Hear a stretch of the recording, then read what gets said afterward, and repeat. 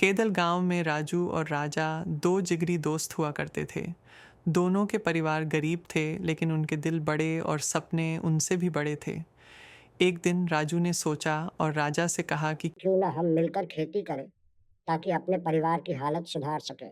राजा ने इस विचार से सहमत होते हुए कहा। हम जो भी कमाएंगे उसे बराबर बांट लेंगे। अगले दिन से दोनों ने मेहनत से खेतों में काम करने जाने लगे।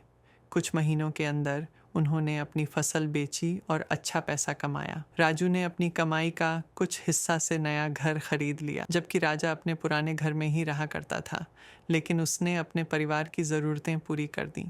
एक दिन राजा की पत्नी सुमन ने कहा, आप दोनों ने मिलकर काम शुरू किए थे, तो फिर राजू के पास इतना पैसा कहाँ से आया कि उसने नया घर खरीद लिया? यह बात सुनकर राजा सोचने लगा। उसने ध्यान से राजू के कामों पर नज़र रखना शुरू किया। एक दिन राजा ने देखा कि राजू चुपके से फसल का एक हिस्सा अलग करके किसी और को बेच रहा था। ये बात राजू ने राजा को कभी नहीं बताई थी। यह देखकर राजा का दिल टूट गया। उसने सोचा कि जिस दोस्त पर उसने भरोसा किया, उसने उसका विश्वास तोड़ दिया। उदासी के साथ राजा अपने घर आया और सारी बात अपनी पत्नी को बता दी। फिर राजा ने फैसला किया कि वह अपने गांव से सब कुछ बेचकर शहर चला जाएगा।